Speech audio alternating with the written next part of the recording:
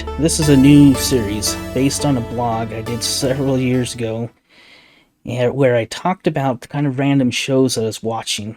They're not always popular or recent, but they are interesting. And so this is Show and Tell. Well, today's movie that we're going to look at is Joe Kidd. It's released in 1972. It's rated PG, and the main thing that you're going to know about this is it's a Clint Eastwood movie and it's a Western. According to my research, it's loosely based on real events of this Reyes Tianjera. I probably pronounced the name very wrong. But in 1967, this guy storms a courthouse in New Mexico. And he takes a bunch of hostages and demands that his Hispanic people get their ancestors' lands back to him, returned back. However, in this story, this man is named Luis Chama. Chama? Could be Chama. Chama. There we go. Luis Chama. Let's go with that. We first enter the story in a fairly new settlement in the desert.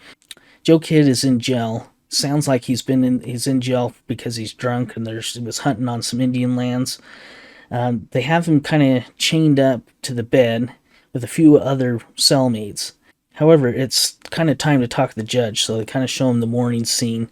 This is when the courthouse is stormed by Louise. Joe helps the judge escape during this kind of chaos of the hostage situation. Then he grabs a sandwich. Now, this is where I found things were quite odd.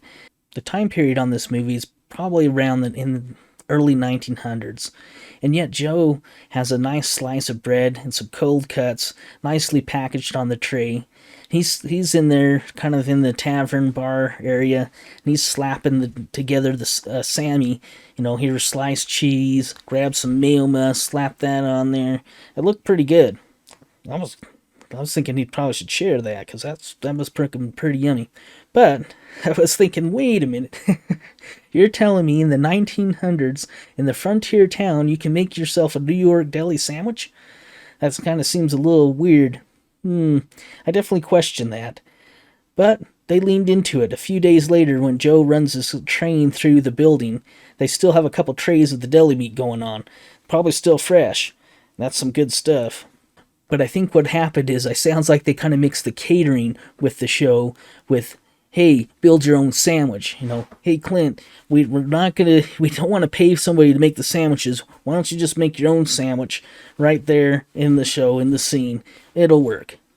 Joe skips the posse kind of going after town. It's going to go after Louise. Then at some point, he kind of sort of decides to help the landowner run off Louise. He's like, okay, he's going to do it. But this is kind of where it's confusing. You're not sure which side Joe's for. I mean, he's definitely for himself, but we don't know what for himself actually means. There's a few in town that kind of seem to like Joe, or at least have some respect for him. Let's put it this way, they don't want to mess with him. He's more of a loner, and so everybody kind of wants him to fight for them or their cause. So that kind of puts this kind of caught in the middle between the two groups. He goes along with the landowner and the kind of this rough crowd that the landowners kind of gather together. And Joe obviously doesn't like them, as he has kind of several run-ins with one of the tough guys of the gang. And they get to an outskirts settlement where Louise is kind of close to. And the landowner threatens to shoot 5 people by sundown if Louise doesn't come out of hiding. Well, Joe at this point is starting to look for a weapon. He's had enough with the landowner gang. And this is when he starts to make his move. He starts to taking out the landowner's kind of Harlan. Harlan's the landowner's name. He starts to take out Harlan's men. I think this is where some cowboy math is going on here, because it seems like they're taking out way too many people than they actually have.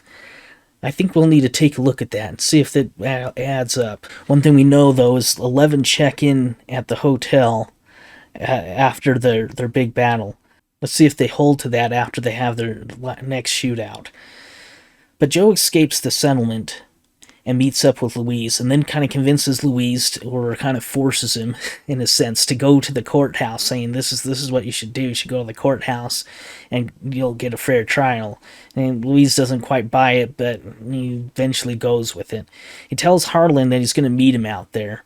Of course, on the way back, Harlan's group decides to try to ambush Joe and gang and Louise coming back.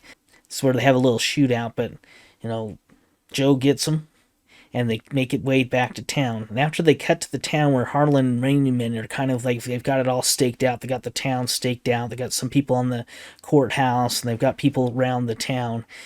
And this is when Joe and Luis try to sneak into town. So they got their gang. They're trying to sneak in somehow. Somehow they do this, though. This is confusing part for me, is now they have at least 2 men on the top of the courthouse. And remember, this is an open desert. There's no trees or anything.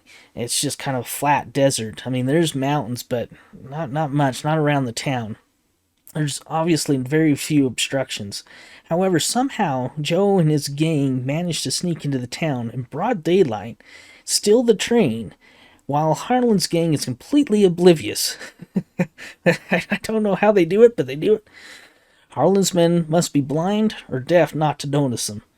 Joe starts the train and then runs it off the rails through several buildings right to the sandwiches. Now, those sandwiches are good, so I don't blame Joe for trying to get those sandwiches. He takes out 3 of Harlan's men right there, right in the saloon. Then Louise is kind of handed a gun, and he shoots out a few of the people off the building. Then Joe goes straight after Harlan. He eventually surprises him at the courthouse as the judge.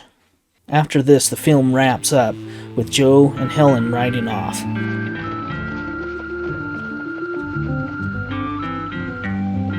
I rate this show a 2 out of 4 stars. I found it entertaining and a bit strange with the characters. Now, Joe kind of remains mysterious. We don't know much about Joe. We hardly knew him to begin with at the beginning of the film. We don't know much about him at the end of the film.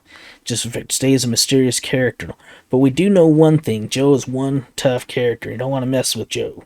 My recommendation is this is a okay flick to run in the background while you're doing something else. Anything else. It's not particularly fast paced. It is interesting enough. Who knows? Give it a shot. Check it out. Thanks for watching, and we'll see you next time on another show and tell.